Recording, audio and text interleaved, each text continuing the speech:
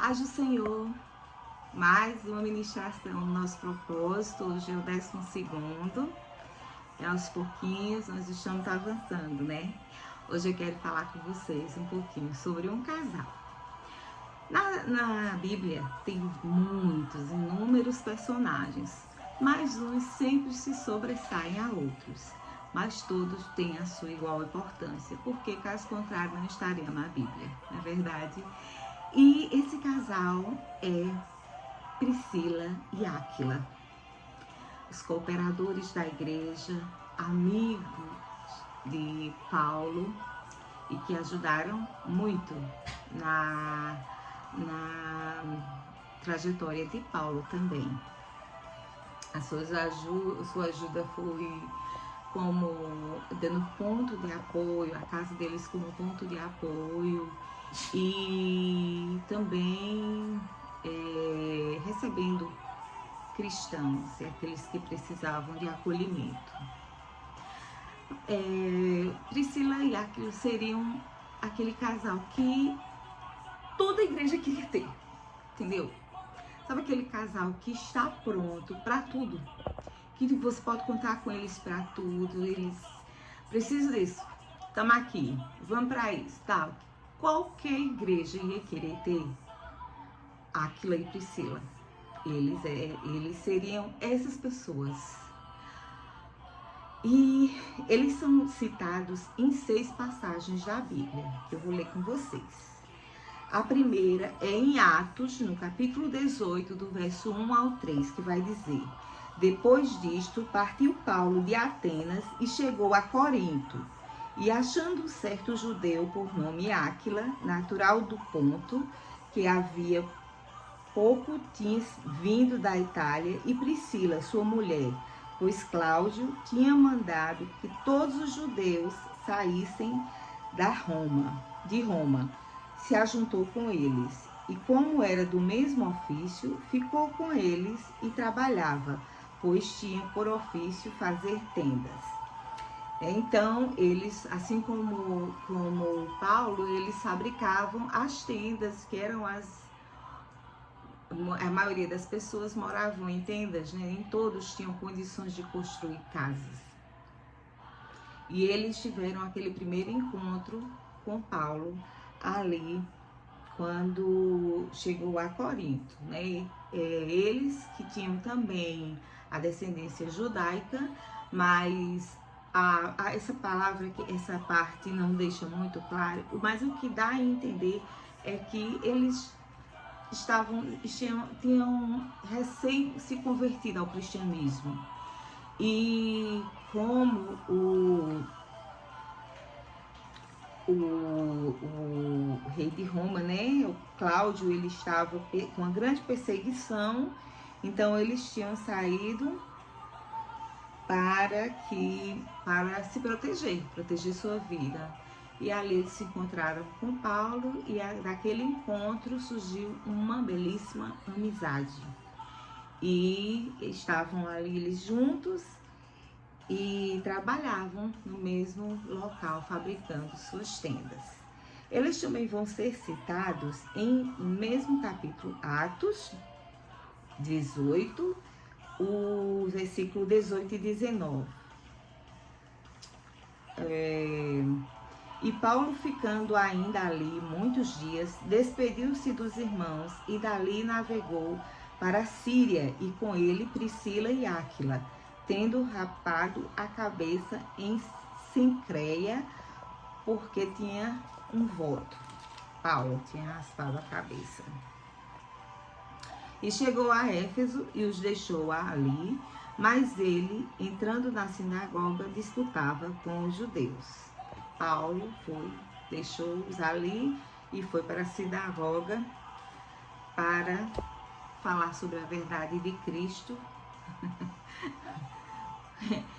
E onde os judeus estavam. Paulo gostava de viver perigosamente, né? Mas nós temos que ser assim. Deus, ele requer de nós uma audácia, um comprometimento e não temer nada, né? Deus não conta com covardes, Deus conta com corajosos.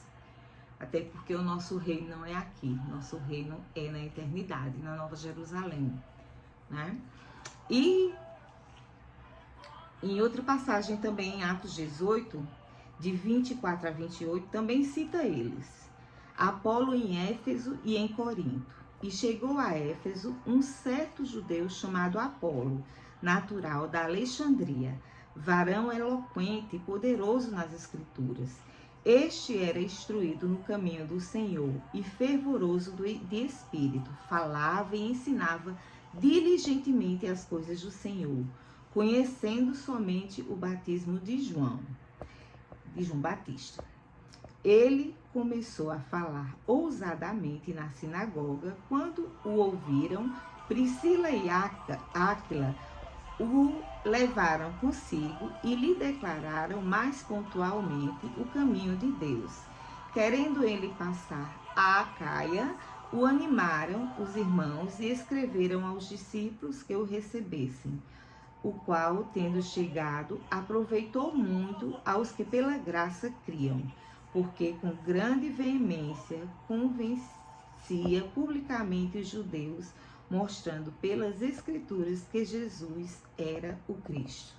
Então, ali, eles também depois eles vão ter um encontro com Apolo, que é outra figura maravilhosa e muito presente na trajetória de Paulo, né?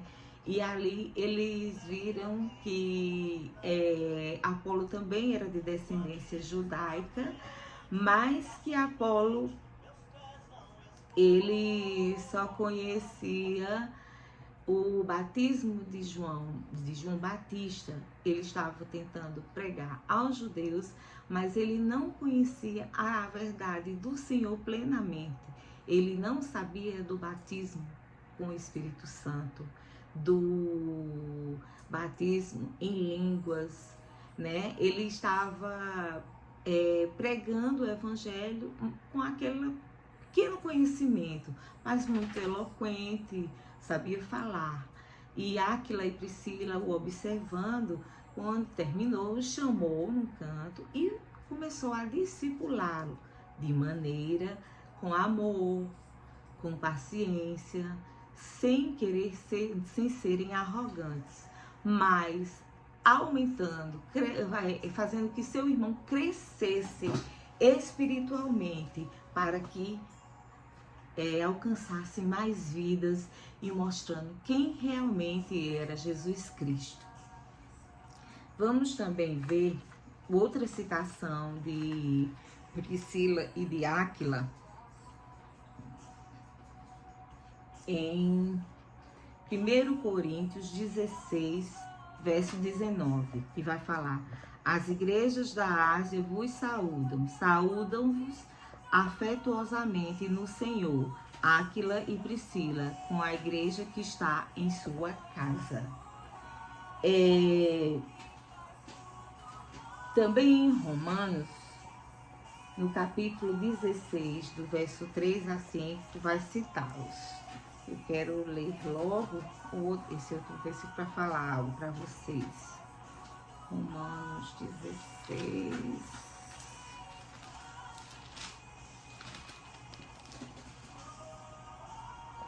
Saudai a Priscila e a Áquila, meus cooperadores em Cristo Jesus, os quais pela minha vida expuseram a sua cabeça, o que não só lhes agradeço, mas também todas as igrejas dos gentios.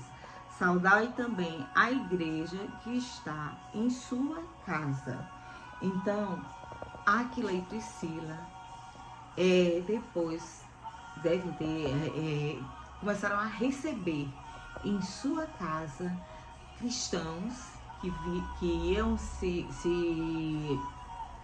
convertendo ao cristianismo, pessoas que eram perseguidas também, judeus, e ali na sua casa eles fizeram uma igreja. Então, quando Paulo fala que eles eram cooperadores, meus cooperadores em Cristo Jesus, porque eles realmente abriam as portas de sua casa para os cristãos e ali fizeram um templo para falar de Cristo Jesus e ganhar almas. o amor deles pelas almas era infinito. E da mesma forma acolhia Paulo e era um ponto de apoio para Paulo e para todos os outros, digamos assim. E vamos também ver em 2 Timóteo, no versículo 4 e no capítulo 4, versículo 19. As igrejas... Não, peraí. 2 Timóteo. Perdão, me confundi. 4:19.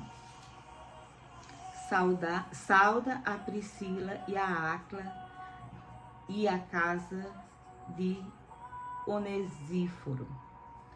Ou seja, Paulo, ele fala em várias saudações que são cartas também, né? Quando ele mandava as cartas, quando eles estavam na prisão, e essas cartas sempre era citado o nome de Priscila e de Áquila, pelo amor que Paulo tinha por aquele casal e por admirá-los, a maneira e o amor que eles tinham com a fé, pela fé em Cristo, a maneira que eles tinham de acolher cristãos desabrigados, de dar um lugar para aquelas pessoas, mesmo pondo em risco a sua cabeça, porque eles estavam se arriscando, né? E quais as lições que a gente pode ver na vida desse casal? A unidade que Deus deseja no casamento estava neles. Eles viviam em unidade. Eles eram harmoniosos